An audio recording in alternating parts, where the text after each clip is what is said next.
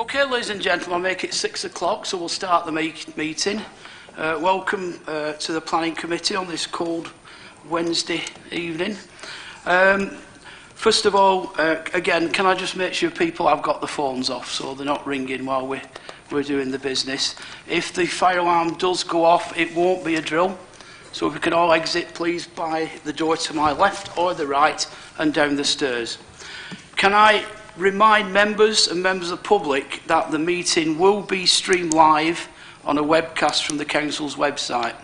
So if any members of the public who are speaking this evening and don't want to be filmed, if they could let Laurie know as soon as possible, and we'll make sure that you don't get filmed.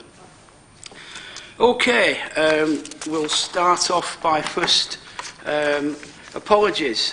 Have we got any apologies? I think we've a few, haven't we? Chair, we've had apologies from Councillor Iqbal, Councillor Kirkham and Councillor Shuttleworth. Councillor Goodwin's present as a substitute. Okay, I've not been given any urgent business unless you've got any, Laurie. None received, Chair. Are there any declarations of interest from any members of the committee for any items we're going to deal with this evening? No? Okay. We've not received any public questions. None received, Chair. No. Minutes of the previous meeting. Any member here who was at the meeting, can I have a mover and a seconder, please? Okay. I'm going to ask this evening, so I can be clear who moves and who seconds this evening. Councillor Fielding, you moved, and Councillor Jacks, you seconded. Okay. Smashing. Right. We'll deal with, there's only 5 items to deal with this evening, but we'll deal with item number 7 first. Pages 21 to 40, this land at Keb Lane. We do have 3 speakers who I'll invite to speak shortly. Before we do that, we're going to have an update on this from the Head of Planning. Now, it may be a little lengthy, but it's very important that we pick the points up that we're going to hear. So, is it yourself, Steve, or Hannah? It's Hannah. Yeah, Chair. What we'll do is that Hannah will just remind the members of the scheme in question, and then I will deal with the update report around the potential judicial review claim. Okay. Okay, so this is an application for 28 dwellings and associated works at land at Keb Lane. This application proposes the erection of 28 affordable dwellings. The application site largely consists of greenfield land, but there's an area of brownfield land to the north of the site along Keb Lane. The proposed development would be accessed from Levington Drive, with 6 dwellings accessed from Keb Lane. Here are some site photographs showing both the access from Keb Lane and the access from Levington Drive. Although the application would result in the loss of open space, on balance it's considered that the loss of this area of privately owned open space would be outweighed. Accordingly, the recommendation is to approve, subject to conditions, and the signing of a unilateral undertaking in regards to works to enhance the existing open spaces within the Bardsley area, to provide 70 new trees across the development and areas of land in Bardsley Estate, the creation of community open space, the creation of open space within the site boundary, and to provide 10 bird and bat boxes on and around the development. The main planning issues for consideration are the principle of development, the impact on open space, parking and highway safety, visual and residential amenity, and trees. The application is recommended for approval.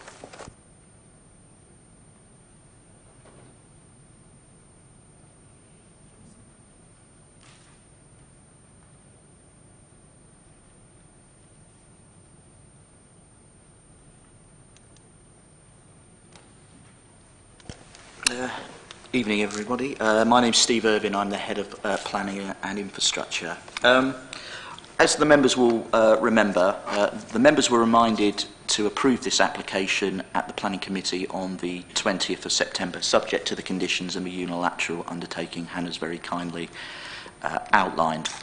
However, since this application went to Planning Committee, a pre-action protocol letter and a judicial review have been made, and the claim essentially requests the revocation of the decision. The members will be aware that because the claim has been sent prior to the prior to the judicial review. In short, you can't actually make a judicial review of a decision that doesn't actually exist. That is obviously very, very logical. You have to have a decision before you can put in a judicial review. As a consequence of that, obviously, the JR at the moment is of no merit. However, to ensure transparency and to ensure that the members were fully aware of the claim before we made the decision, officers have obviously brought the application back to committee for consultation on and consideration of the whole application, and members are therefore asked to reconsider the whole application tonight and reach a decision in the normal way. In relation to the first claim on the judicial review, the claimants have claimed that the design and access statement doesn't cover the relevant issues required under Article 9 of a Town and Country Planning Development Management Procedure Order, England 2015. Those in front of you there, members, are the issues that it has to cover.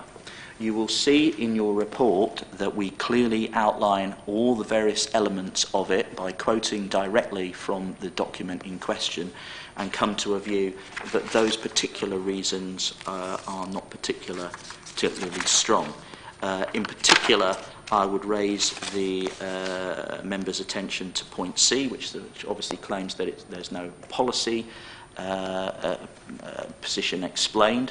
There's a slight issue in Oldham in that we don't have a specific access policy.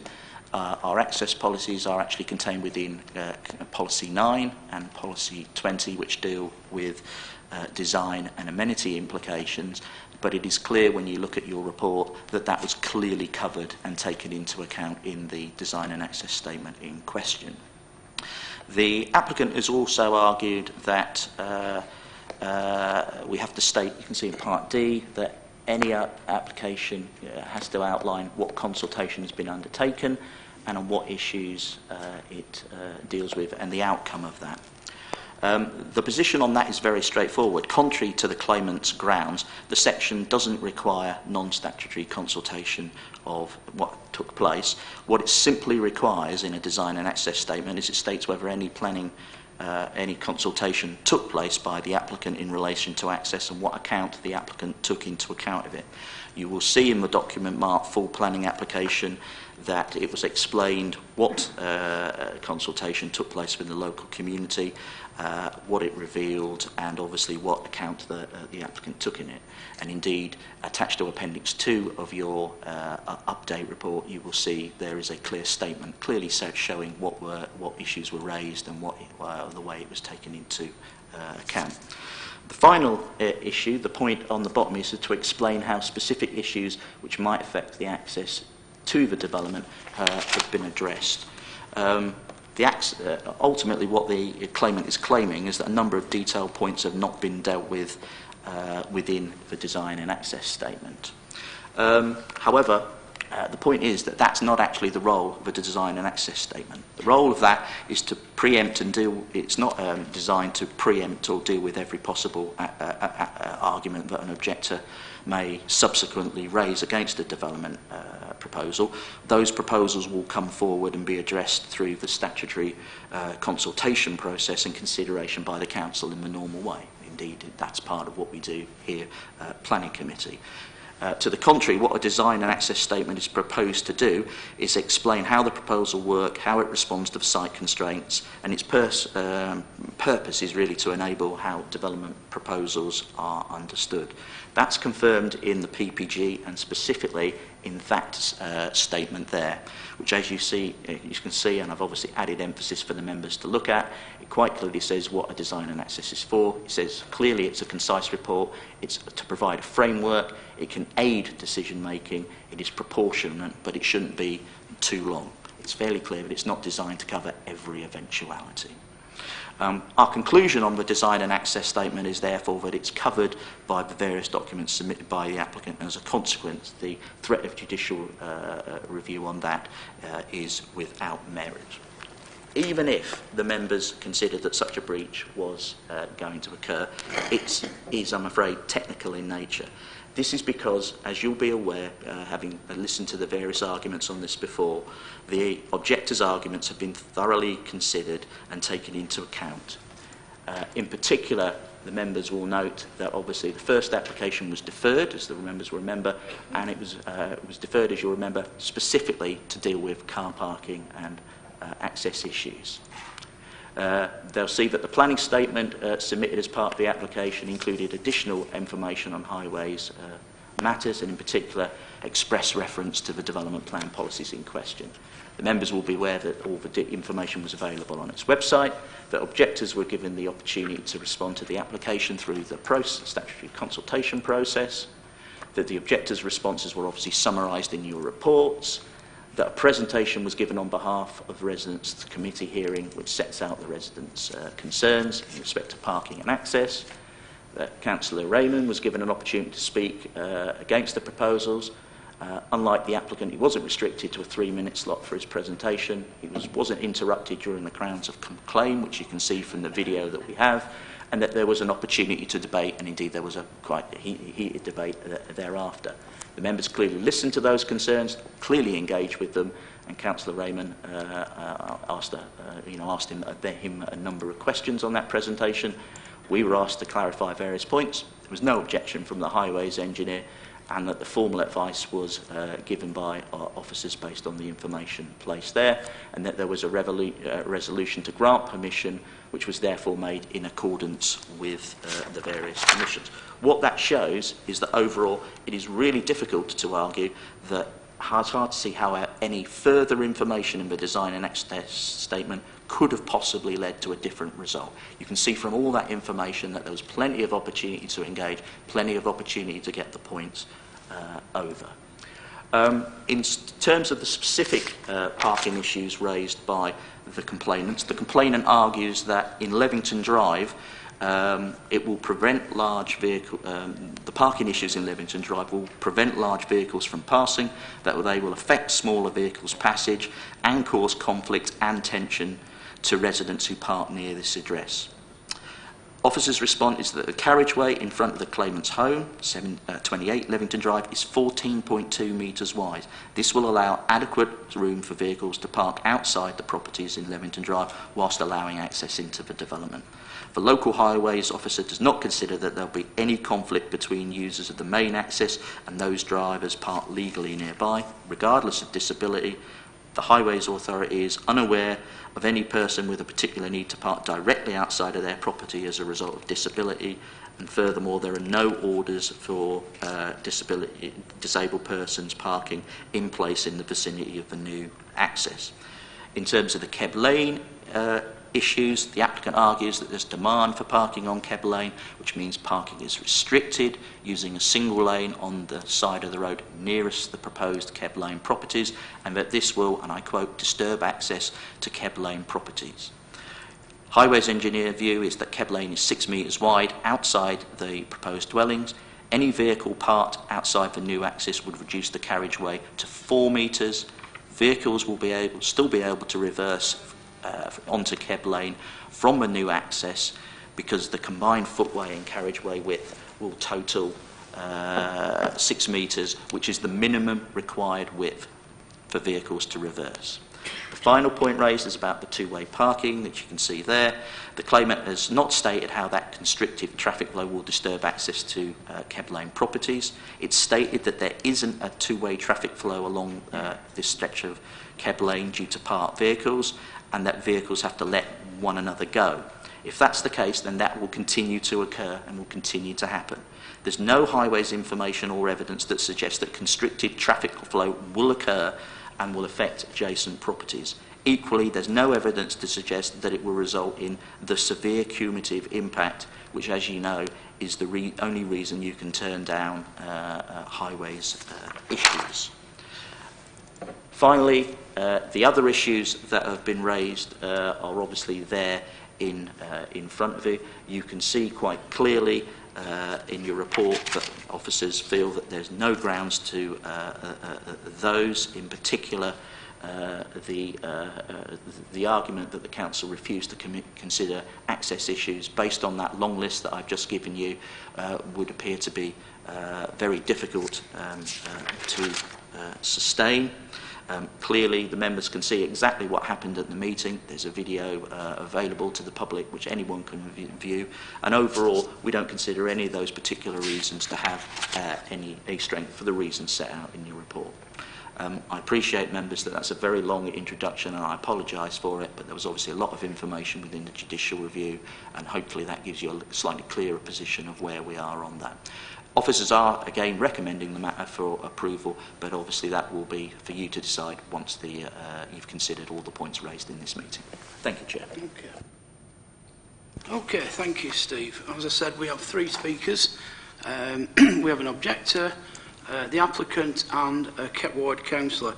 The objector and the applicant, as we're aware, are restricted to 3 minutes. We'll remind you when you've 30 seconds left, after which the ward members, the members of the committee may wish to ask questions. The ward council is not restricted to 3 minutes. That's entirely at the chair's discretion, so we'll see how that goes. And again, after the ward council is finished, the members may decide to ask questions. Okay, so the first speaker is an objector, Suzanne Dyer. Suzanne, when you're ready, just press the red button and off you go, and we'll remind you when you've 30 seconds. Dear committee members, this is the 3rd time now that this issue has come in front of this planning committee. This alone makes us feel that there is issues with this application. In prior meetings, we've raised the following: parking issues, not enough parking is being provided for the development. This will impact upon surrounding roads, and existing parking is being detracted from residents. Access, no clear access information has been provided. At the last meeting on September 20th, it was still unclear where the access point would be. To my knowledge, when asked, 3 possible access points were suggested, but there was no clarity on which one it would be. Kleb Lane is already a single-track road due to existing parking problems, mainly caused by existing first-choice properties not having adequate parking. Victoria Street is already double-parked and down to single-lane use. At the junction with Lee Street, there's a tight dogleg to manoeuvre to get to Leamington Drive. This is also a blind turn due to the parking. The junction of Ashton Road and Victoria Street already has traffic calming measures in place for safety reasons due to deaths on this stretch of Ashton Road. We have photographic evidence that cars turning left from Ashton Road into Victoria Street have to cross onto the wrong side of the highway due to the tight turn and the double parking. If Lee Street was used to turn into Leamington Drive, this would still mean Keb Lane was the main access point, as you have to turn into Keb Lane to access Lee Street. There's already an existing parking problem at the junction of Keb Lane and Ashton Road, and also all the way down Lee Street. We also ask you to consider the disabled and infirm residents residing around the area. Their access will be limited during and after development works. We'd like some serious consideration to be given to these access issues, and also the lack of information about the impact on the local area and lack of amenities. First Choice still haven't provided solid information as to the routes being taken and the provision for disabled resident access. I don't think it's reasonable to suggest that this development may not own cars, and so these issues wouldn't be a problem. We also ask that you take into consideration the loss of open space, as this is still a huge part of our objection. This affects the health and well-being of this community, and developing this space would affect the accessibility of recreational areas for all residents. Please feel free to ask me any questions about my statement. That's it. Okay, thank you. Are there any questions? No? Okay, thank you. Could I ask Louise Chambers, who's speaking on behalf of the applicant? Again, you've 3 minutes, remind you of 30 seconds. Thank you, Chair. Good evening, I'm Louise Chambers, Land and Planning Manager at First Choice Homes Oldham. I'm here tonight with regards to the planning application submitted for 28 affordable housing units at Keb Lane, Bardsley. Committee members considered this application at the Planning Committee on the 20th of September and were minded to approve the proposal. First Choice Homes has not changed or altered the proposal previously submitted to the Council, and the requirement for these homes within the Bardsley area remains the same. This proposal is a sustainable use of available land to First Choice Homes for the provision of much-needed affordable homes. The application is here before you again as a local resident is seeking a judicial review of any planning approval that Oldham Council may make. Currently, the JR concerns a submitted document relating the design and access of the proposed development. First Choice Homes Oldham maintain that the document submitted in support of the plan application as a design and access statement addresses all the issues required by planning legislation. An outline planning application was submitted to Oldham Council earlier this year and a consultation event was held on the 15th of February. In light of comments received at this consultation and after further site investigations were carried out, part of the access was redesigned and altered from Keb Lane to Levington Drive. The option to alter the access to the site was considered fully by consultants working for First Choice Homes, ensuring that the newly proposed access from Levington Drive could support the required access and existing parking arrangements. The new access was designed in full consultation with planning and highway officers, and the local community were notified of the new proposals and new planning application submission. The fresh planning application enabled the new access to be fully assessed during the application timeframe, and any comments from highways engineers and the community to be fully considered. Indeed, the access proposed was fully debated at the September Planning Committee, and along with the highways and planning officers' comments from the community and Councillor Raymond, the committee members fully addressed this matter and considered the access agreeable. First Choice Homes Oldham has secured almost £1 million of Home and Community Agency grant funding to develop this site for affordable housing. This is vital investment into Oldham to enable the provision of affordable housing. To retain this funding, we must meet guidelines to be able to draw down the grant funding. This includes certain timescales for starting and finishing the development. The Council have yet to issue a planning decision, and the delay in this matter has pushed out the proposed timescales for a start on site that we had forecast to the HCA. We must be able to demonstrate a start on site as soon as possible to the HCA to ensure we retain the grant funding. I ask that the committee consider the vital requirement for this funding and affordable housing in Oldham and reconfirm its approval in line with the Planning Officer's report.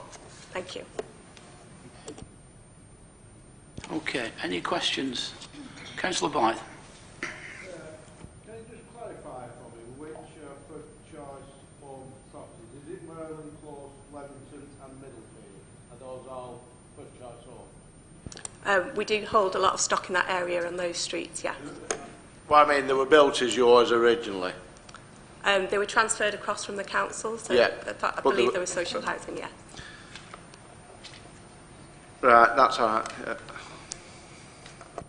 Thanks. No more questions? The applicant? Yeah, Councillor Klonsky. Yeah, I still think this is going to go ahead, I think, but I think the residents' concerns about car parking are very valid. One space per three-bedroomed house, I think is inadequate. There's another First Choice Homes application later on where they're providing two. Now, making more parking spaces is not going to help the residents regarding the loss of open space, which I agree personally it shouldn't be lost. But why can't First Choice Homes provide more parking and at least alleviate I'm convinced there's going to be knock-on effects in the area once you build your homes. One space per house is not really enough. Every time we come to this meeting, people claim that's enough, but we all know from personal experience it isn't. And you've managed to provide more spaces in a further application, but you can't do it for this one. I'm wondering why not. We've taken on board, obviously, the requirements and the context of the proposal site on the actual car ownership in the area as well, and designs of other schemes that meet policy within Oldham. So that's the proposal for this scheme. Obviously, every different scheme has its own constraints or has extra space that we can provide that parking on. We had to provide landscaping on this site, as the officers have mentioned about the loss of open space, and we feel that the additional parking that we provide, I think it's 33 parking spaces, is adequate and meets the actual car ownership within Oldham. Okay, thank you. Any more questions? No? Okay, thank you very much. Councillor Raymond. Thank you, Chairman. Members of the committee, as most of you will be aware, a late list was introduced last night and was sent by Constitutional Services in which it was made clear for the first time that the whole application is to be reconsidered. There was some confusion on our part on why it's coming back to the committee, because it's, as far as we were concerned, it had already been approved at the last meeting, so therefore there was no need for further considerations. But that makes sense to us than to consider what was initially our thought, and we thought that the planning department wanted the committee to just look at the conditions after a full application has been approved by this committee. Considerations of the conditions in the late list separately, we felt would be arbitrary and procedurally questionable. So we feel it's better that the whole application is being looked at again. I'd like to put on record my views that I don't agree with what's been said about the judicial review and the fact that there is no merit, and I'll come on to that later. I think it's come back for the third time now, but notwithstanding this, I intend to give a clear and succinct case against the recommendation of approval of the application. But I'd also like to say it doesn't affect the applicant's case in the judicial review at the High Court one bit. So therefore, I disagree with that. I would like to point out this is the third consideration of an application of some sort in several months relating to the same site. I believe this is unprecedented. Before I move on to my substantive case in fact and in law, I would like to remind members of the chronology of the events that have led up to this unprecedented meeting, where we've had an application being considered for the third time in some form relating to the same site. The first application came to the committee was an outline application with reserved matters in April of this year. In that meeting, the following observations were made. Councillor Blythe said, why would you choose a nice green space? Why not look at others in Wearmouth? And he also said they want 26 houses, and that's the only detail given, and that disturbs me slightly. Talking about his experience, he said this detail normally comes a lot later on. Councillor Wrigglesworth stated, I'm wondering if we have enough information for an outline application. Normally, in all my years on this committee, I would expect to see more detail on things like highway access. Councillor Hudson stated, I'm wondering if we have enough information for an outline application. Normally, in all my years on this committee, I would expect to see more detail on things like highways. He also said we should be able to ask whether a development affects the residents. I feel we are being asked to write a blank cheque. When does the point come when we have more detail? I agree with Councillor Wrigglesworth. Councillor McCann said no explicit details are given to parking and access. You must have an idea where you're going to get on the site from, and Keb Lane is parked up, and he also asked First Choice Homes whether they have employed professional traffic consultants.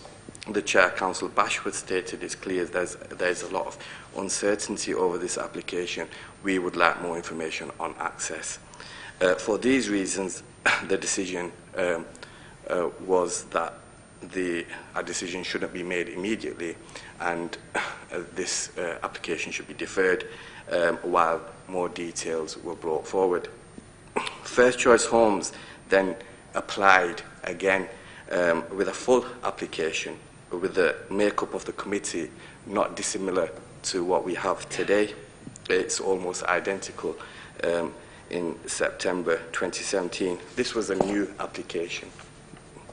Article 9 of the Town and Country Planning Development Management Procedure, England Amendment Order 2015, which is a statutory instrument 2015/595, within the meaning of Section 327A of the Act, makes it a mandatory requirement for a design and access statement to be provided. There are two components to a design and access statement. The access statement must include the assessment of feasibility of the wider network for the site, its impact on residents, pedestrian access including disabled access and existing parking provision adjacent to the site. The larger the development, the more detail is that is required. It would not be wrong to state that this is a sizable development. It is an application for 26 houses. In the September application, there was no design and access statement as such, but a document which we admit looks like one was submitted, but the issue of access was almost completely omitted. The only thing that was mentioned was the access point. No mention of how it affects a wider network, any congestion issues, and no assessment of Keb Lane, even after Councillor McCann and Councillor Bashworth's protestations that more detail is required. And even then there was uncertainty as to which route will be taken to access the site during the development, as the highway officer gave 2 possible routes to access Leventon Drive. Actually gave 2 routes. The exact routes were not specified in any of the documents from First Choice Homes. So not only, the point that I'm making is that not only was there no access statement, which one can describe as a legal statutory access statement, but the actual route onto the site wasn't mentioned. And let's just deploy a bit of common sense here. An access statement, the whole point of an access statement is about access. It's about how access affects the wider area. It's about what route you're going to take while building and after building. It's how it affects disabled people, how it affects pedestrians, but that information wasn't forthcoming.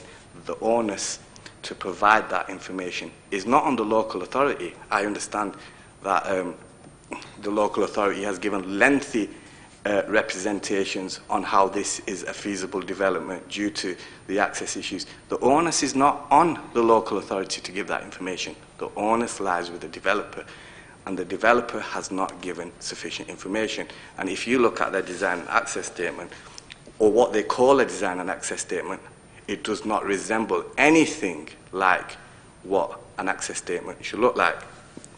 We were then surprised as the same issue raised by members in April in an application for the same site were not raised again.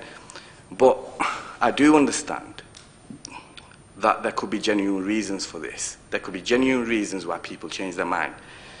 We aver, however, that without this information from the developer, any decision as a result would have been void. But the planning authority says that no notification has been given. We accept what the local authority says. Even though in the minds of all the members here who voted on the application and all the residents of Barnsley that were present and everybody else that was present, including the officers, in our minds, a decision had been made to approve. It is surprising that the officers have taken it upon themselves not to issue the notification of approval. Now, a reason hasn't been given why First Choice Homes here, who were the successful applicants at the time, did not receive their notification. But what surprises me a little bit further is why they today have not raised that objection. Their planning has been approved in September by a quasi-judicial democratic body, but they have not objected to that. What happened after that was Deborah Barrett, a resident, then applied for judicial review. The planning authority then brings back the application here today for reconsideration, this time themselves providing details on access and highways. If the procedure was followed last time, I'm at a loss to understand why it has been brought back today. There is more information on access and geological issues. All the access information has come from highways, not from the developer. So the situation doesn't change. And this is a crucial point legally, and I'll come on to that later. The planning authority states there are no grounds for judicial review due to the decision being challenged, which they rely on an authority, which is a precedent. And the authority that they rely on is the Queen on the application of kids and South Cambridgeshire District Council. And they believe it is not valid due to a notification being issued. If that was the case, I'd agree with them, but that's not the case. And I'll come on to why this authority is irrelevant, it's been applied wrongly because the grounds of the claim are different and are more nuanced to what the understanding of the planning committee is. If members turn to page 33 of the late list, I don't know if you have that in front of you, or if you could put it on the screen. It is clear that Deborah Barrett and her counsel, and when I say counsel, I mean her barristers, are arguing something quite different. What they are arguing is that the planning authority has acted ultra vires. Ultra vires, for the layperson, means beyond their powers, in accepting the application without the mandatory information required by the 2015 statutory instrument, which I referred to earlier. In effect, she is challenging in her pleadings that the application should not have been brought to the committee. That's what she's actually challenging. She's not challenging the decision of the 20th of September. She is challenging a public function. And there is... Councillor Raymond, I'm just going to interrupt you for a moment. You've been speaking for well over 10 minutes now. As you'll be aware, the applicant was limited to 3. You seem to be concentrating on the judicial review and the technicalities thereof. Really, I would like you to... we are here not to consider the technicalities of the judicial review. That is not our job this evening. Our job is to consider the planning application. So it may be better for yourselves, for the people you're representing and for the committee, that if you concentrate on that side of it. Yeah. Thank you. Thank you, Chairman. I was about to wrap up then, and I felt it, in fairness, I think the Planning Authority tonight have brought this back and brought to light the judicial review, and therefore I think it's reasonable for me to discuss that. So I am going to wrap up now, Mr. Chairman, so I'll be no more than 2 minutes. Okay. So the judicial review is on the public function, and the public function was to accept the application, validate and bring it here with a recommendation for approval. That's the public function that's been challenged, not the decision of the 20. So that's the first act. So any second act, by law, then becomes void. If you look at page 33, those are the pleadings of my constituent. The word entertaining there echoes my point at the meeting of the 20th of September, where I said I do not comprehend how this application has been allowed in front of the committee in its current state. The JR application and pleading state that any decision that has taken as a result of the first act, which is unlawful, means any subsequent act is therefore also void. So just to wrap up, I'd like the Planning Authority to go back and look at the authorities of Bug v. and DPP 1993, where it was explained by Lord Justice Wolfe that there are procedural defects and substantive defects. In this case, not complying with the statutory instrument of 2015 would be a substantive defect. Therefore, any decision that comes as a result would be void and amenable to a collateral challenge. So Deborah Barrett could challenge indirectly the decision of today's meeting because the first act of accepting the application in the first place was unlawful. That's what we are saying. The simple question to the committee tonight is simply this, and I'll put this in layman's terms and not in legal terms. Do you regard the developer merely mentioning the access point and no information as to the impact on the wider network or other compulsory information as an adequate access statement? If you do not, then you must reject the application. Any information in the local authority documentation regarding highways or access is irrelevant by virtue of the fact that there's not a compliant design and access statement, and it's based on assumptions because the developer hasn't actually specified which way they're coming into Levington Drive from. So how can you assess the impact of something if you don't know which way they're coming in from? And secondly, they're saying no disabled person's going to be affected. But what assessment has been done, or what consultation has been done, other than the one in February? But in February, there was only one access point, that was Keb Lane. After that, subsequently, there's another access point, and that's Levington Drive. but no consultation has taken place about, and no disabled person has been consulted, no constituent has been consulted. So it's based on assumptions. And the last point I want to make to the local authority is the onus does not lie with yourselves to advocate on behalf of the developer how access is not an issue. The access issue is to be proposed by the developer, and then it's your job to check whether what they proposed is correct or not. Now, what have they proposed? I can't see that.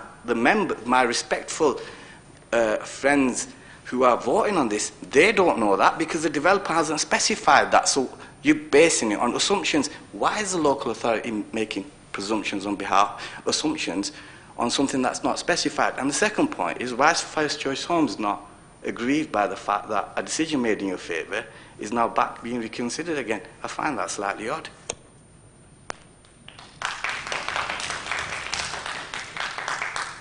Okay, thank you, Councillor Raymond. And just for the avoidance of any doubt that might subsequently arise, when I asked you earlier to go on to the planning issues, I was in no way restricting your time, and I think you'll see you've had ample time this evening, so I think so you acknowledge that that is the case. Thank you. Chairman, yeah. Thank you, that's fine. Right, are there any questions to Councillor Raymond from members of the committee? No? Okay, thank you. Can I ask, before we move to the debate, can I just ask Steve Irvine to comment on a number of issues that you've picked up? Thank you. Thanks, Chair. Well, let's start with it. There's sort of why was the matter brought back? Well, I think I've made it very clear. The decision hadn't been issued. It would be entirely wrong for officers not to bring forward the details of a judicial review. Obviously the council is into transparency, and clearly if I hadn't issued a decision without telling members about the JR claim, that would have been an extremely unsafe decision, Chair, and therefore it is only right that when new information comes in that might have affected the members' original decision, that we brought the matter back. So I'm not sure that that's a particularly fair criticism. It's fairly clear why we brought it back, and to be honest with you, if I was asked again, I'd do it again, Chair, because I have no doubt that the members would have been extremely annoyed with me if I'd issued a decision without telling them about potential JR claim. In terms of the JR claim, you will see from your report that there is an extremely detailed late list report that quotes extensively about why we believe that it reaches all the points that are required. It doesn't just quote it, it quotes it in significant detail. To argue that this particular application shouldn't is failing that, Councillor Raymond failed to answer any of the points why it didn't. You can see in your report that there is significant information saying how those were met. Indeed, the quotes are extensive and long. I'm struggling to see why that was how you could justify that particular point. Councillor Raymond also failed to deal with what is a very clear, that advice that is on your screen clearly sets out what a design and access statement is for. It wasn't for many of the reasons that he raised. It is fairly clear on that statement. I've printed that deliberately, so to be absolutely clear to members what a design and access statement is intended to reach. I won't repeat that or read it out to the members. I'm sure they can quite clearly see what it's meant to do. It's certainly not meant to cover every issue. It is, as you can see, quite clearly there to design to aid decision making, proportionate, shouldn't be too long, and it should provide a framework.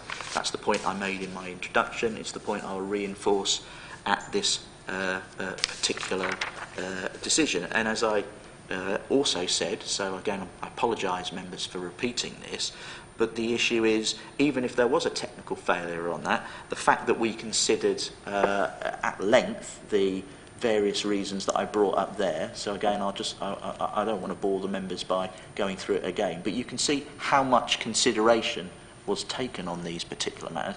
To argue that we haven't considered all the issues that would be likely to come out of that, I think is an extremely difficult stretch.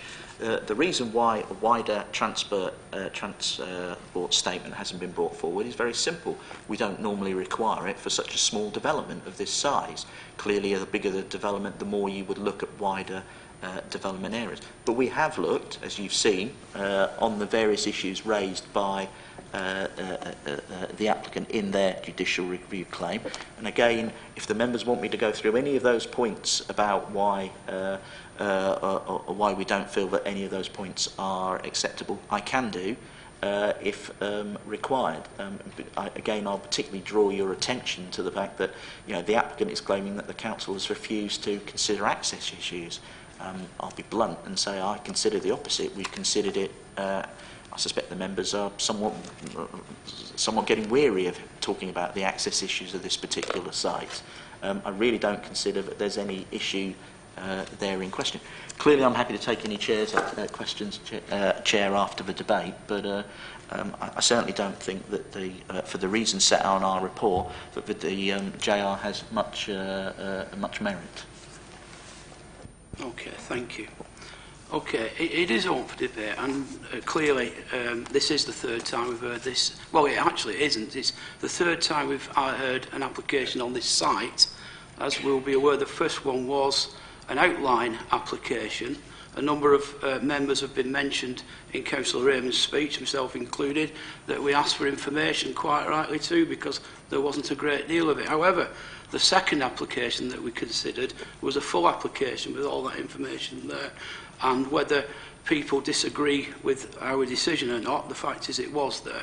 So, and for bringing it back to this evening, there are a number of reasons for that, and I think the primary reason is as I said, there is a JR being issued, and I think it's only right that we bring it back and review what we've done. So that's fine.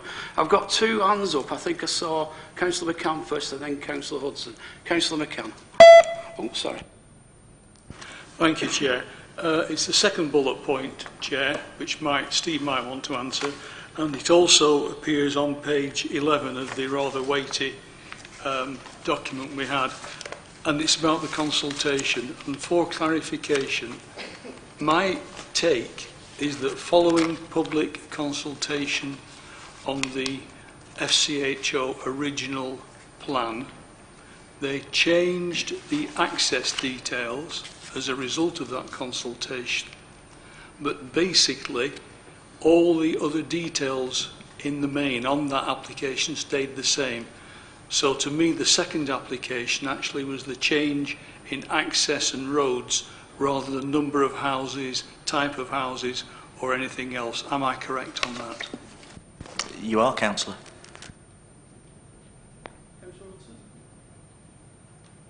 Chairman, I don't normally say this, but I have to tell you, I'm confused as to why this has come back, because I think we had a full and frank discussion, and I stand by what happened at the meeting, and I will repeat what I said then. Everybody keeps wanting low-cost housing, and everybody's shouting it from every political party throughout the land, from John O'Groats to Land's End. We need them, but nobody wants them near them. But the thing is, what I can't understand is, just because somebody objects, and I do respect the objectors, because that's their job to say, hold us in check and say, look, is this right? But I remember lots of objections over the last 20, 30 years, but I don't remember things automatically coming back. So I don't understand clearly, unless there's a legal person. I'd like to hear from the legal department if it had to come back, or whether you were just being kind to the objectors, I don't know.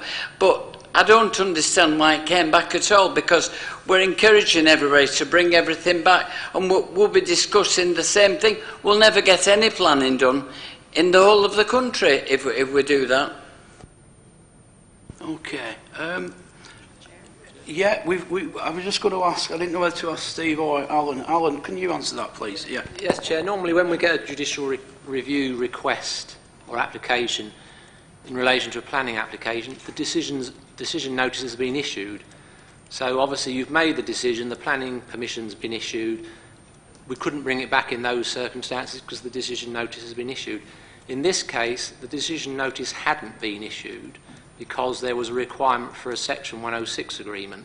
That's the reason why the decision notice wasn't issued immediately after the decision, after the committee meeting, as it normally would be.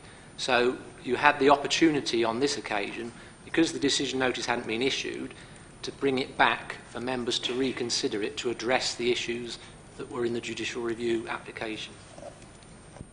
Thank you, Chairman. It's just that the amount of people in the chamber like me that don't understand all this legal talk, and it's befuddled the issue. So I just thought we should know that. Okay, and that actually also answers that. I think I've done some notes here. I think Councillor Raymond was a little confused as to why this had come back, why the decision notice hadn't been issued. Forgive me if I'm wrong, but I think he did mention that. And the reason the decision notice wasn't issued right away is because the planning officers were in negotiation with the applicant to agree the Section 106. So that was why it was delayed. Okay, are there any other comments or observations for this? Councillor Blythe. Just clarification, I wasn't at the last decision on this or the last meeting where this was heard. I was actually in France at the time. But one of the questions asked on the first, the April one, was about the, and it's on one of these somewhere, the capped mine shaft, and about the stability of the land. Because when I look at this, and I've been to have a look, we've got predominantly all council stock on Middlefield, and then Merlin and Leamington, and that space was left. And I want to know why that space was left when they built there originally. Was it because of any mining activity in the past, and that could have detrimental effect on the stability of the ground? And that's what I asked, and because we didn't at that time have anything back from the coal authority, the mining authority, whatever the coal and standard, and they would issue normally some guidance on that land stability, wouldn't they? So, as part of this application, a coal mining risk assessment was submitted. The application, the development's been intentionally designed, if I just go back quickly, it's been intentionally designed with some of the TPO trees around it, around this area, because I believe there was some sort of shaft here, so we've got an area around here that's not going to be developed, and we're going to retain those TPO trees. And the coal authority are happy with that and raised no objection in about stability or any other issues. That was part of my original information I required. Not being at the last committee, I didn't hear that there, and it wasn't at the first one, so thank you. Okay. If there no more comments, we'll move to the vote. It is recommended for approval, as it was last time. I'll move approval. Do I have a seconder for that? Councillor McCann? All those in favour of approval? Against? Abstentions? Okay, the approval is carried. Does that mean they're definitely going ahead then this time, or is that on conditions? There will have to be negotiations about the Section 106 agreement. Like I said, the judicial report was done with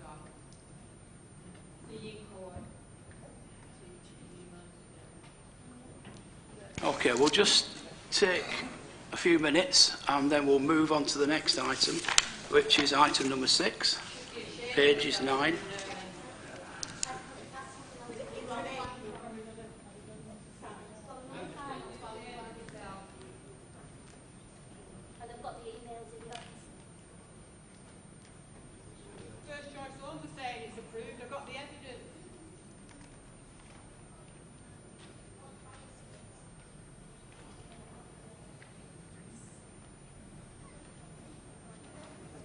Okay, yeah, if you want to get a glass of water, feel free. We're going to deal with item number 6 now, pages 9 to 20. 14 Rock Street, Oldham. We have a speaker on behalf of the applicant, Emily Robinson. Is Emily here? Hello.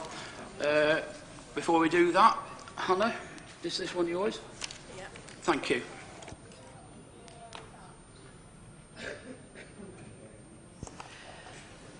So this is an outline application with access, layout, scale and external appearance applied for. As you can see, there's the outline of the site there. The buildings within that red line are proposed to be demolished, and a construction of a mixed-use development comprising a 70-bedroom hotel, use class C2 with associated restaurant, cafe, function room, roof, terrace up to 5 stories in height, and a residential development of 42 apartments, use class C3 up to 4 stories in height, is proposed. There's associated under and above ground car parking, so there's 70 spaces for the hotel, 42 spaces for the apartments, 12 visitor spaces for the apartments and 13 unallocated spaces. You can see an aerial shot of the site there where you can see some existing car parking in the middle of the site, and I thought with being such a large site, I provided some 3D images so you can have a look from all sides. You can see another photograph here shown from Rock Street and round the back of the site on Hopkins Street. We've got here a site plan which shows the layout of the proposed development with an area of landscaping in the atrium in the middle, as well as some continuing car parking from Hopkins Street. This is a 3D visualisation from Rock Street, which shows that the proposed development broadly reflects the scale and massing of the existing buildings. Again, another 3D visualisation from the courtyard within the centre of the site, and here are some proposed elevations as well. The main issues for consideration comprise the principal, parking and highway safety, open spaces and sports, affordable housing, energy, amenity, and the design and impact on the Grade 2 star listed building at the Church of St Mary and St Peter. It's considered that there are substantial regeneration benefits associated with the scheme. No objection has been raised from the traffic section. The proposed development is considered to have a broadly positive impact on the setting of the Grade 2 star listed church adjacent, and the reuse of this site in the town centre is considered favourably. The application is recommended for approval accordingly. Okay, yeah, Councillor Hudson. I just want Chairman to move the recommendation. Well, we do actually have a speaker first. I think it's answered all the questions. Do I have a seconder for, right? Can I need to be, because Clark is quite clear with me tonight. I must know who proposed, who moved and who seconded. Councillor Hudson moved. I think Councillor Fielding seconded. Is it okay with you if we take it to the vote? All those in favour? That's unanimous. Thank you. You can go home now. I agree with you. Okay, well done, John. Item number 8, pages 41 to 52, land at Coleridge Road, with 2 speakers, the applicant and a ward councillor. We're swapping out for Graham then. Right, Graham's going to introduce this one. You can follow Hannah's example of being very concise.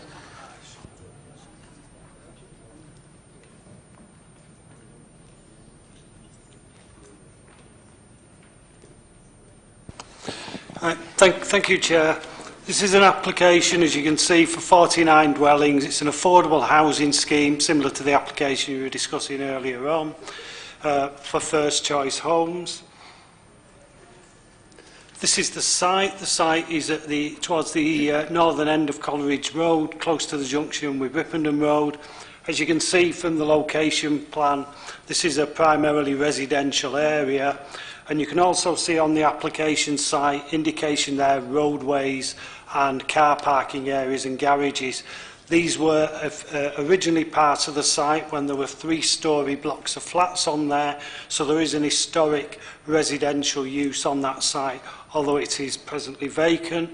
There's a couple of views now showing you the site as it currently stands, so obviously some natural vegetation has taken place in the last couple of years since the demolition.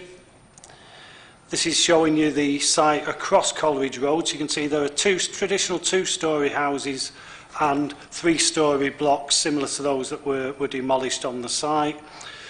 Around the boundaries of the site, on the eastern boundary, this is a modern, again, First Choice Homes development of two-storey housing.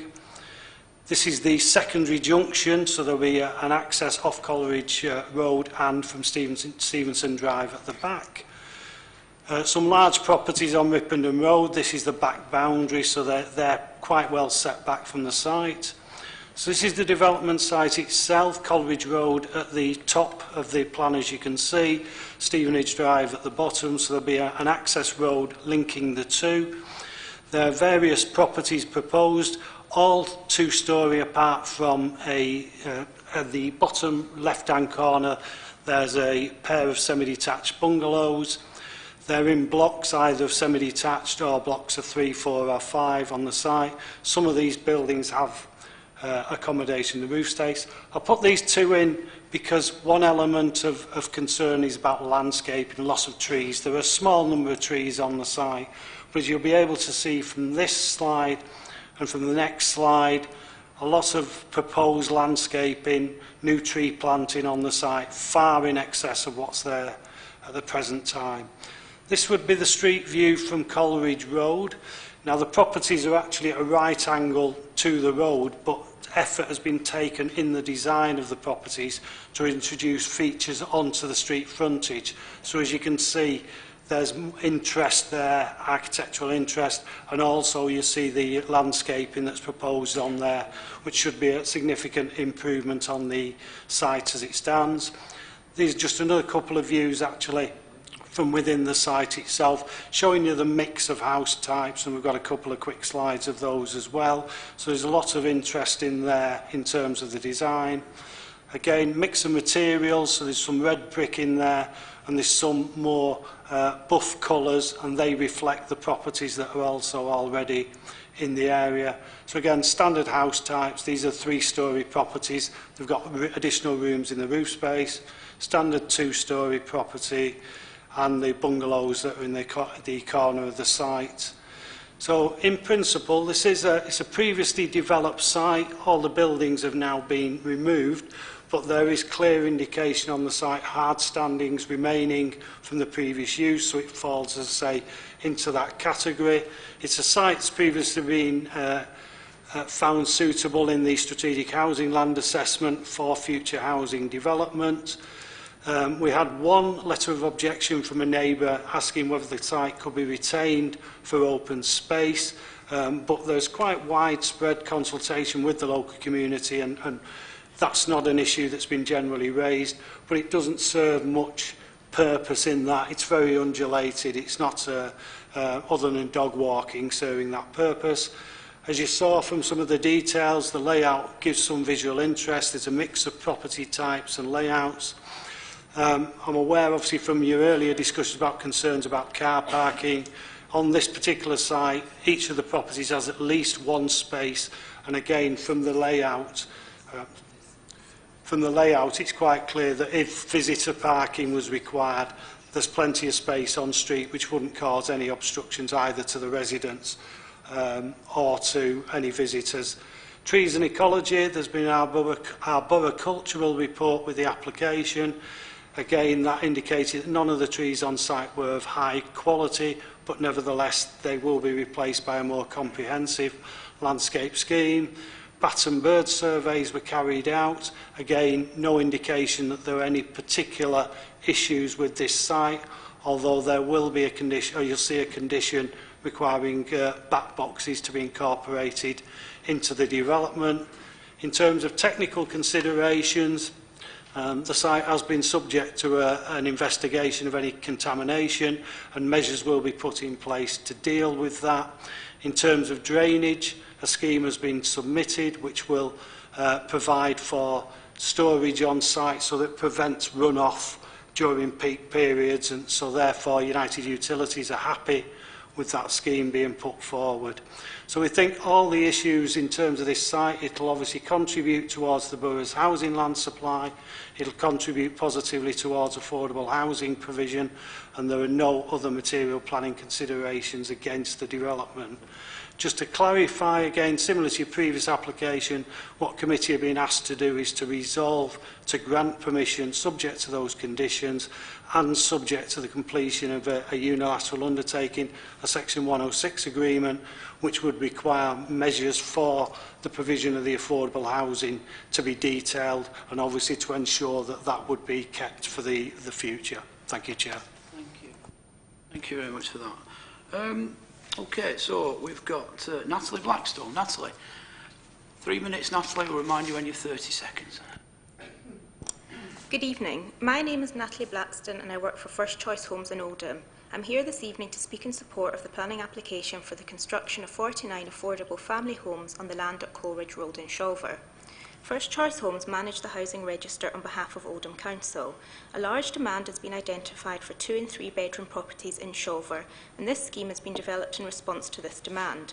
The proposal delivers a housing mix that is suitable to the local community and the housing market.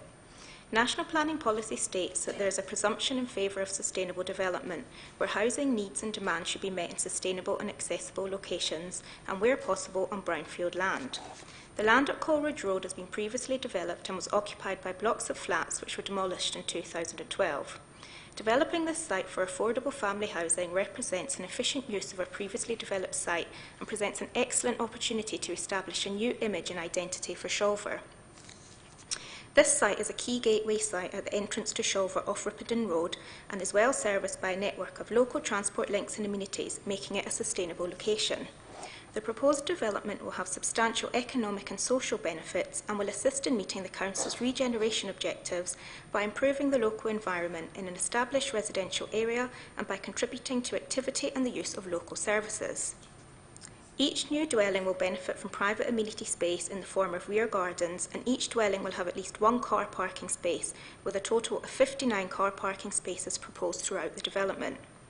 First Choice Homes held a consultation event in July and the proposals received excellent feedback.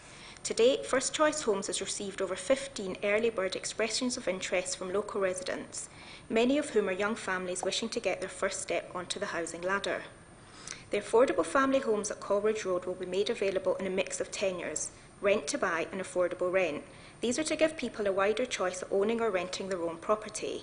These houses will also give people who already live in Shawver, who need a different type of home or tenure, the opportunity to stay in Shawver. The proposals will also bring a number of environmental improvements. Replacement landscaping will be incorporated throughout the development, including significant tree planting and the provision of bird and bat boxes to encourage biodiversity. First Choice Homes has secured Homes and Communities Agency funding to develop this site, and we therefore ask the committee to approve the proposals in line with the Planning Officer's recommendation. Thank you. Thank you. Thank you very much. Any questions? Rod? Just on the affordable housing aspect, what percentage would you expect to be rent to buy?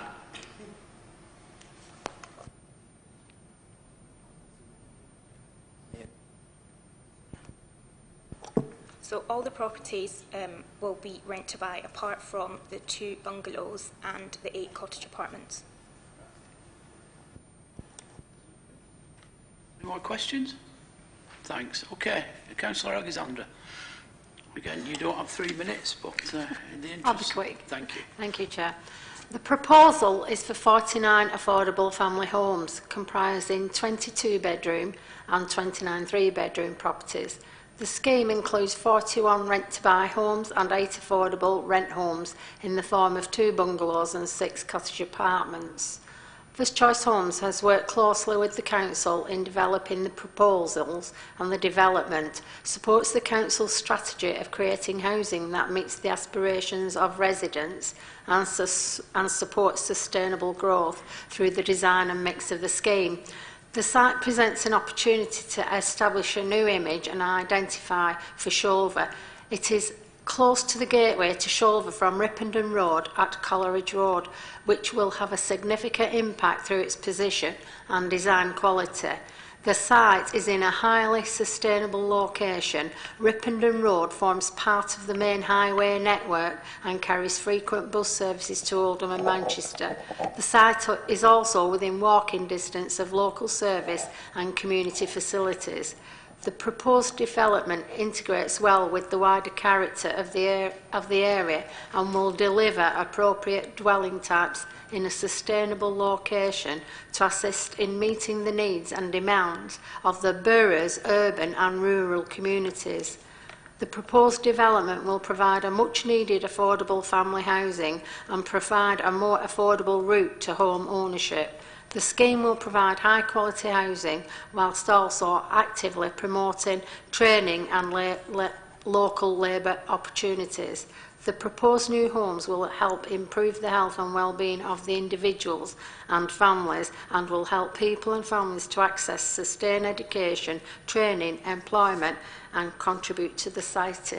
I'm asking the committee to approve this planning application. Thank you. I've got a bit third and a fourth there, haven't we? Councillor Fielding has moved. Councillor Blythe has second, as I saw it. If I didn't see it that way, then that's the way it's going to be today. So what are those in favour? Okay, unanimously agreed.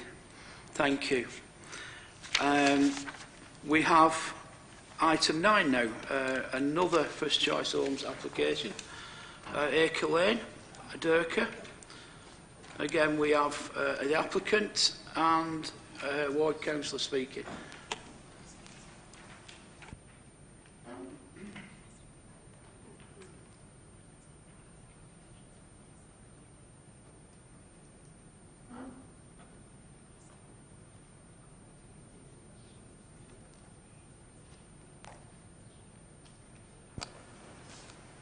Thank you, Chair. Right, this is an application for residential development comprising of 21 two-bedroom houses and 30 three-bedroom houses on land at Acre Lane, Oldham. The application site extends to 1.28 hectares and 4 parcels on either side of Acre Lane. The photos show the current condition of the land in question. Physically, the site mainly consists of flat, cleared brownfield land having previously been the site of residential properties. There is a cluster of trees to the north-east of the application site, none of which are covered by tree protection orders. The site sits in the primary residential area of Durka and is located approximately 2 kilometres to the north and east of Oldham Town Centre. Vehicular access is available along Acre Lane, which runs north-south and links established residential areas to employment areas closer to Oldham Town Centre. A full plan application has been submitted for 51 homes with private amenity space and park provision. The majority of the properties are semi-detached, with some used properties to the north-east of the application site. Vehicle access to each of the properties fronting Acre Lane will be taken directly from Acre Lane onto private driveways. 8 further dwellings are accessed off Francis Street to the north-east. A new cul-de-sac is proposed on Francis Street for these properties accessed off this road. The main issues that are being considered during the determination of this application are background and principle of the development, reuse of brownfield land, design, flood and drainage, land and groundwater conditions, land stability, air quality, access, servicing, parking and highway safety. In conclusion, on balance, it is considered that the proposal is acceptable in principle and is acceptable in terms of the appearance and impact upon the visual amenity of this site and surrounding area. The proposal will have no detrimental impacts upon the environmental quality of this locality or pedestrian and highway safety. The site can be adequately drained and will not give rise to flooding concerns. The proposal, subject to the imposition of planning conditions, accords with currently adopted local plan and national guidance, and therefore, for the reasons set out in the report, the proposal is considered acceptable and is recommended for conditional approval. Before I finish though, Chair, we did have a late response from Environmental Health, who have requested 2 further conditions to be added in relation to waste storage facilities and noise protection for new housing, whilst construction work in the Metrolink line. I'll move it, Chairman. I think this is putting right a wrong that happened a few years ago. I absolutely agreed. Are you okay with that, speakers? Councillor Hudson, you've moved it. Okay, Councillor Brock has seconded it. All those in favour? That's unanimous. Thank you. Okay, we have one last item. That's on page. That's item 10, pages 67 to 78. This is 7 Horseforth Lane, Greenfield. This one's yours, isn't it, Hannah? Yeah, I'm coming back. Yeah. Could you just indulge me 1 minute? Committee. Can I just have a quick minute?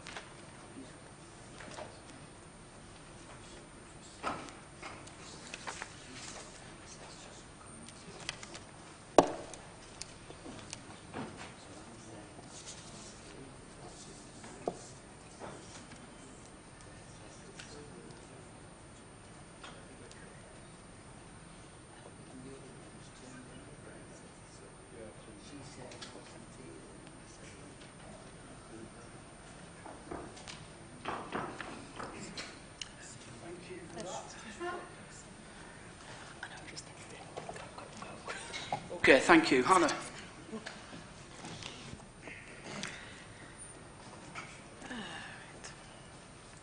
So this is an outline application for the erection of one residential dwelling. All matters are reserved, including access for future consideration. The application cites an area of greenfield land in a sustainable area adjacent to an established residential area. Therefore, the principle of development is considered acceptable. Now, whilst I understand there are previous applications where access is being considered, access is not under consideration for this application. The application has been recommended accordingly. So you've got some photographs here showing the extent of the site.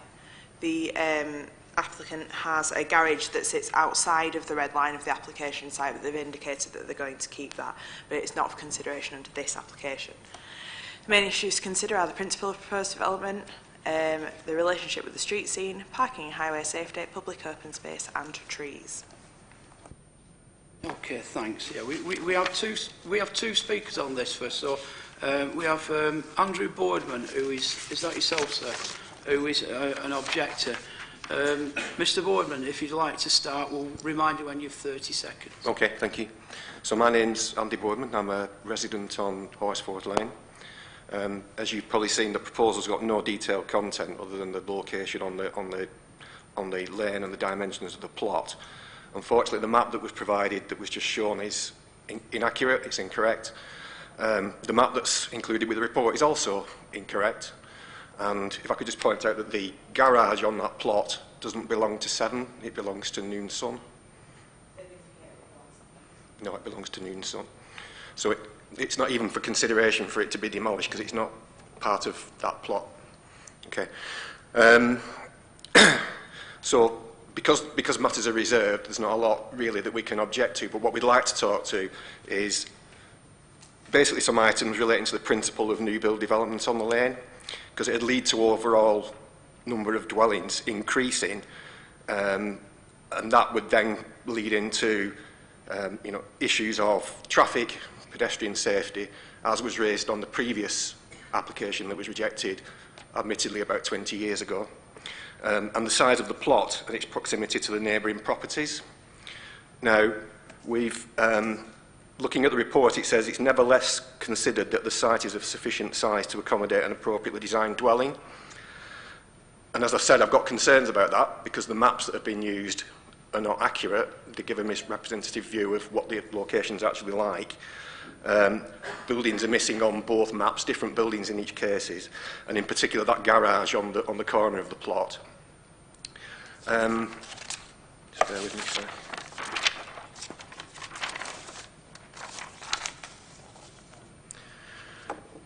The close proximity of number 7 to that plot and the close proximity of my house, Avondale, which is across the lane, and the close proximity of South Mead, you can actually pace out the distances between the plot and those buildings, and their elevations as they will be facing each other are going to be under 10 metres in some cases, and the elevation on 7 has got windows in a lounge, and that's going to be facing towards a building which presumably will have windows facing towards it, which is under 10 metres away from it.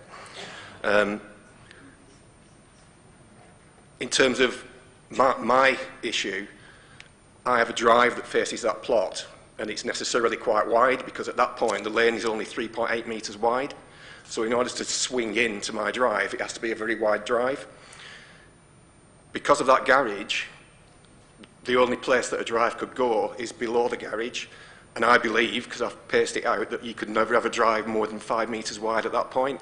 So I'm not sure you're going to get a car to swing in from a 3.8 metre lane into a 5 metre wide drive without presumably trespassing over my drive or going further up and maybe doing some strange manoeuvring to reverse in. Sorry? Okay.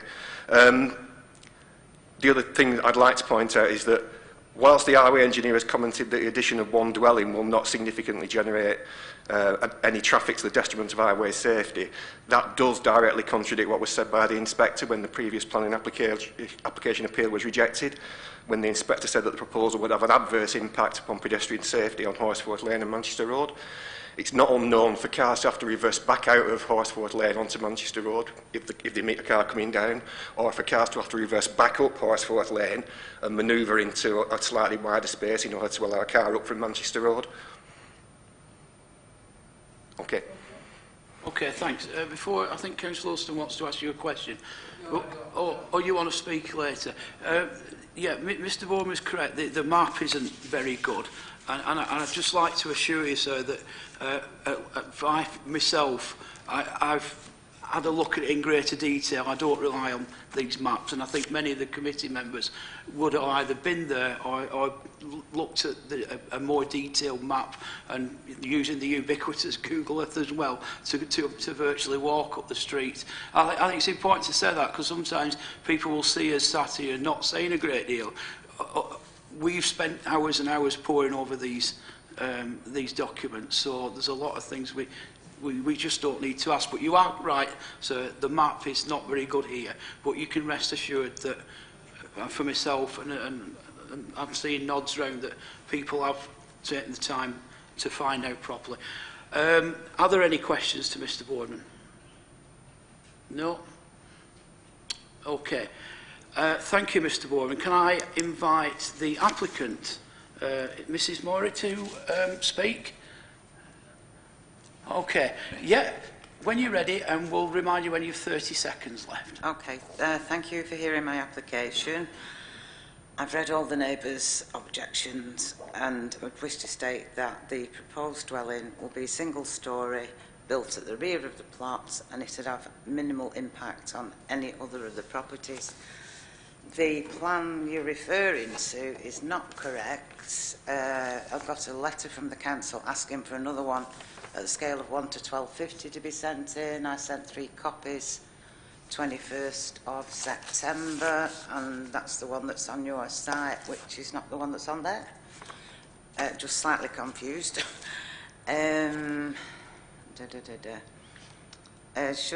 What else do I want to say? Should you approve the application, of course, I'll be happy to implement your conditions, recommendations stipulated within reserved matters. Right, questions. The whole of the building would not be overlooking any windows. That's about the only planning restriction I knew, that you shouldn't look into someone's room.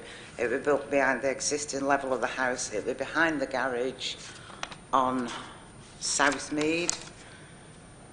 And the other garage that you're referring to does belong to Noon Sun, the little one that sticks out onto the bit of land. That's not mine. The Southmead and Noon Sun, that is the back of their houses on the lane. They face the other way. The lounge and kitchen face the green belt, which is the other way, so they'd only have a minimal view. Avondale, like he says, I've stood at the front of their window and looked at the view. It's almost the same. They'd just be able to see a small corner. And that's, I just didn't think it would affect anybody adversely at all. Access, I would have to take down, well, somebody would, all the front garden wall for the access, which would put another metre on the top of that tight corner of Horsforth Lane, which would make that corner easier, that to give access onto the plot. Were there any other things I should have answered?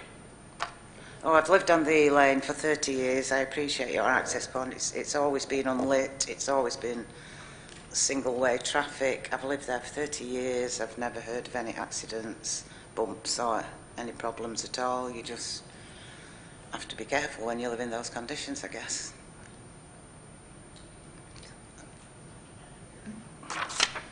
Thank you very much. Could you just press the button on your microphone? Are there any questions? No? Okay. It is a tricky one. In fact, I spent some time on the phone with Anna this afternoon discussing this. There were a number of things I wasn't sure about, and the garage was one of them. So can we just be clear?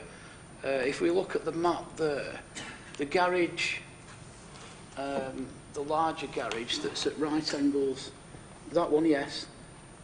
Is that the garage that we're discussing? Is that the garage belong to the applicant or somebody else?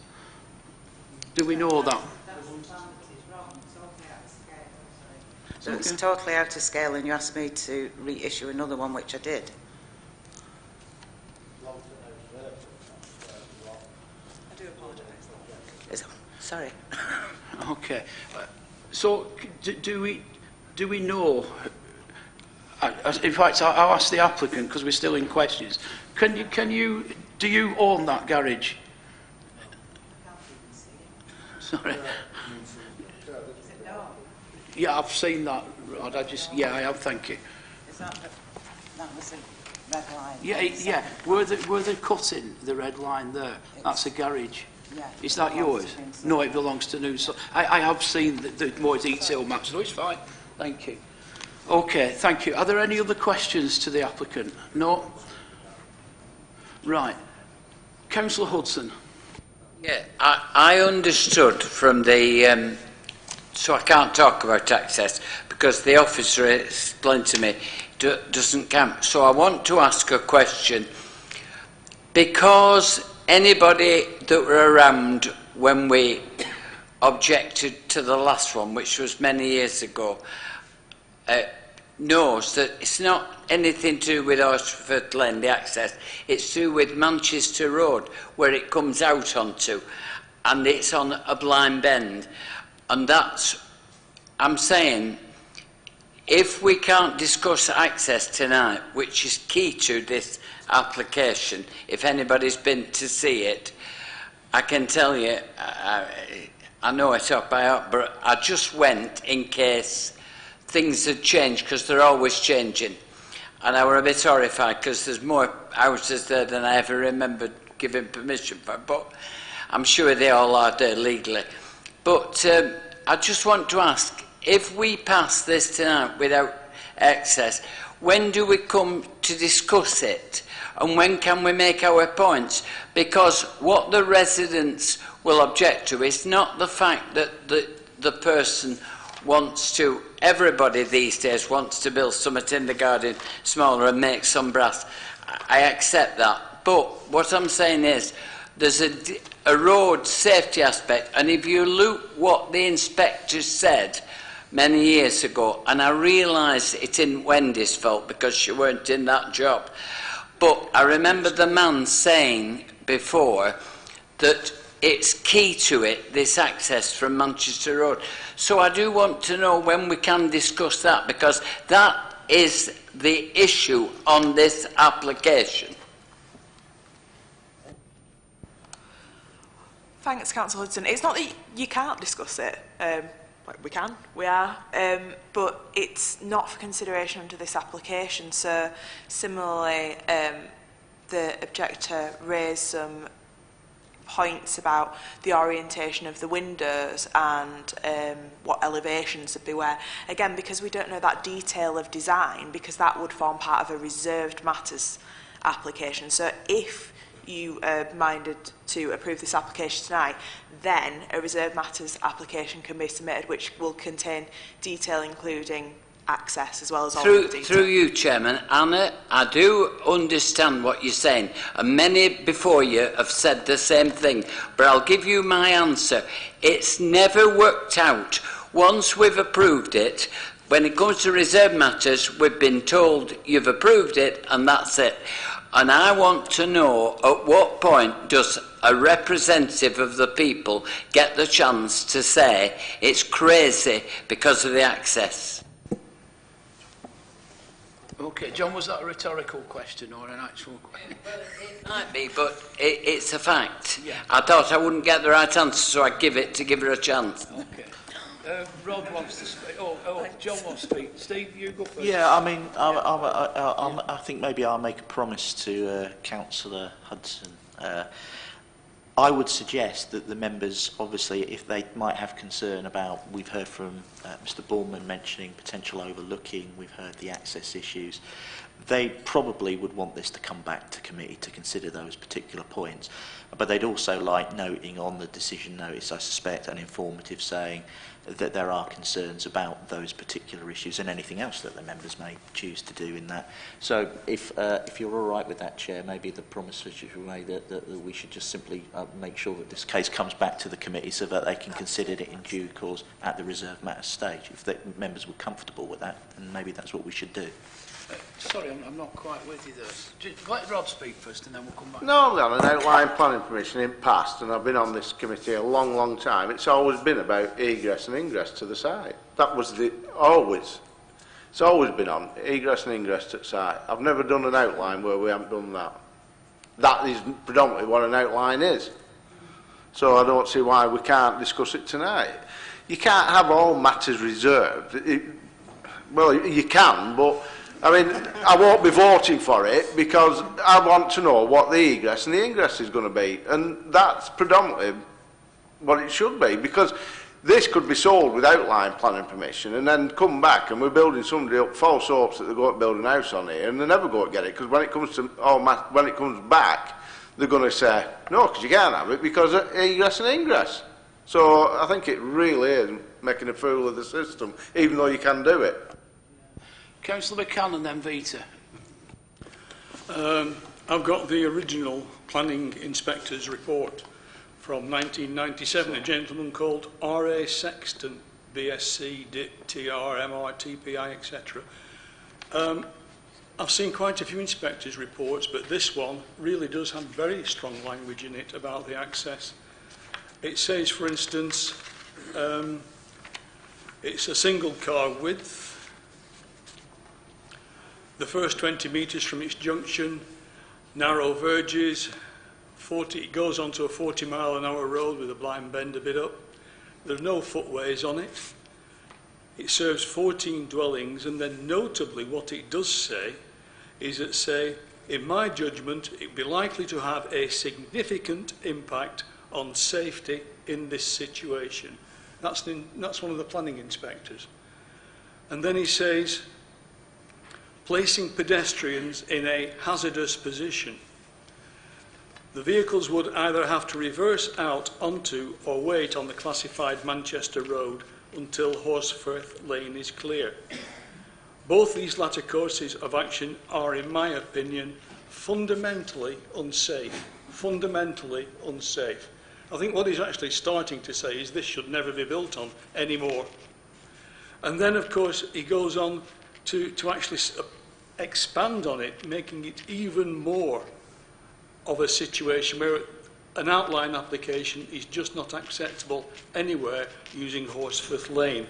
Because what he says on page 3 that isn't actually in the document here, but I think really is vital, demonstrating a compelling planning objection to this proposal, that's the inspector, and can envisage no proper planning conditions which could overcome it. Now that was in 1997, and I would suggest to fellow councillors that one thing's been notable about traffic since 97. One, there's more of it, a lot more of it. Two, they're bigger, so narrow lanes actually are even more restricted and more dangerous. And three, they travel faster. So you actually have this situation where the roads are even more dangerous, and actually on the access road that it goes into, we've put some signs up near the school to try and slow them down coming down from the hills. We've put traffic islands in the road to try and slow them down. This is just not suitable. It shouldn't even be outlined. The inspector could have headed it, no more building on Horsforth Lane for me. So really, I do think it should be stopped now, Mr. Chairman. I just don't think this should carry on. Thank you. Is it possible for me to just say something? I'm afraid not at this point. That's sorry, sir. Vita, you've been with. I agree with Councillor Blythe. I don't think we should be making decisions on all the information that we haven't got, and you're asking us to make a decision, and then I'll get the rest of the information at a later point. And so I totally agree. Can I just ask the highways engineer to comment before we move to a vote? I've got a couple of points to make on this one. Obviously, when I first assessed the application, I wasn't actually aware of the previous dismissal by the planning inspector, so I looked at it pure. And the way that I looked at it was, I looked at the single lane track and considered that it was being safely used. There might be some conflict, but there are on many lanes in Saddleworth, and that's the nature of them. And it was the effect of, or the impact of, one additional property. And in the spirit of the MPPF, I didn't see how I could refuse it, because we could have one visitor to one of the existing properties and they could generate that additional movement. So I didn't think that I could refuse it for access reasons. And also the highway engineer at the time in 1996 didn't recommend refusal for highway safety grounds. Okay, I've got to say that I know it's a dangerous bend. I have been there, but I'm struggling, and I'm discussing this with Anna this afternoon. I was struggling to see how we could argue that as a reason for refusal. One extra small dwelling on there.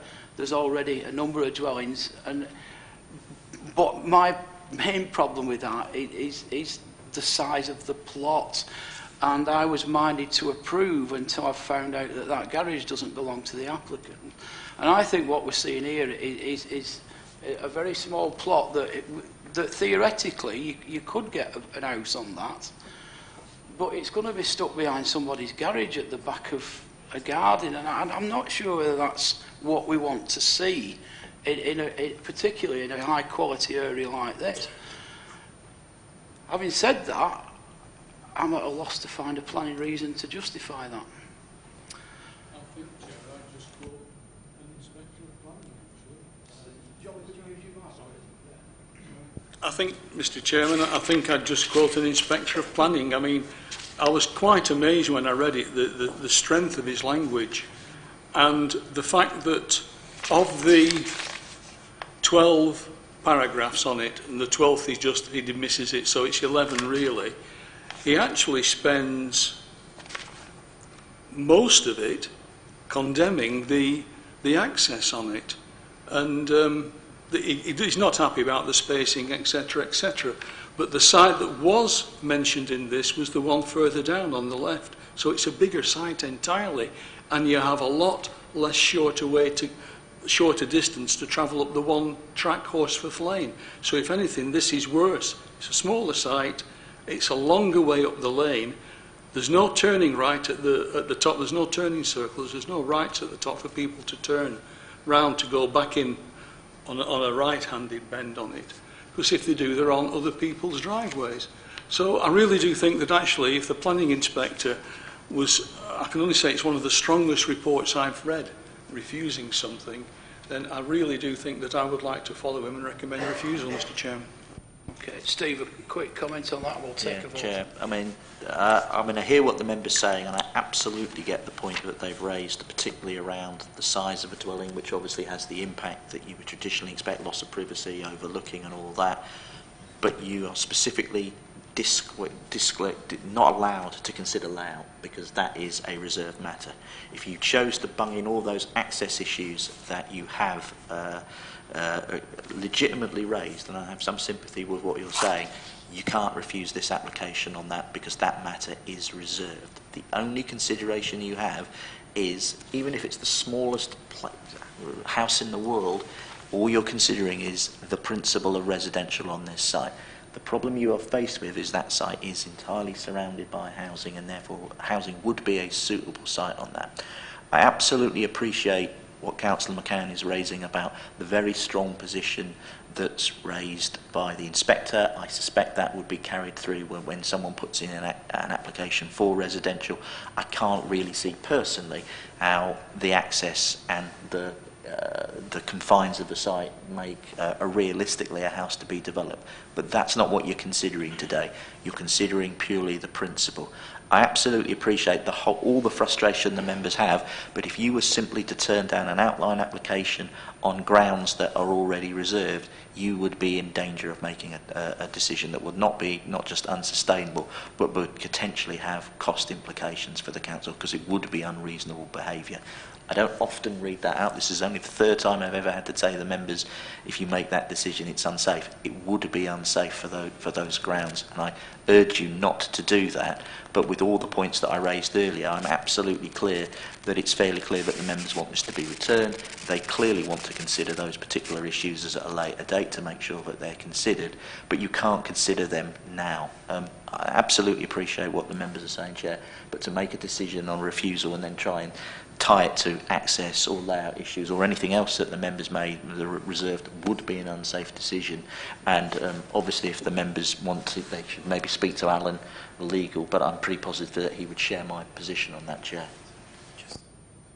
Yeah, I'm sure he would. So what we're faced with here is a plot of land that we could theoretically grant outline permission to build on, but almost certainly would never get permission to be built on. Seems ridiculous, doesn't it? But that's the planning, that's the situation that we're in. It has been moved, it has been recommended for approval. We've had a good, decent debate. We've listened to the objector and the applicant. I'm going to take a vote. I'm going to take a vote on approval. I don't see any other. I don't see any other anything else being proposed. So can I have a proposer for that? In that case, I'll propose it. Can I have a seconder? Right. So quite reluctantly, I'm going to vote in favour of the outline planning permission. Can I have a show of hands for that? Against? One against. Abstentions? Two abstentions. Sorry, three. Can I? Right, sorry, yes, we didn't do it very clearly. Those in favour of the outline planning permission?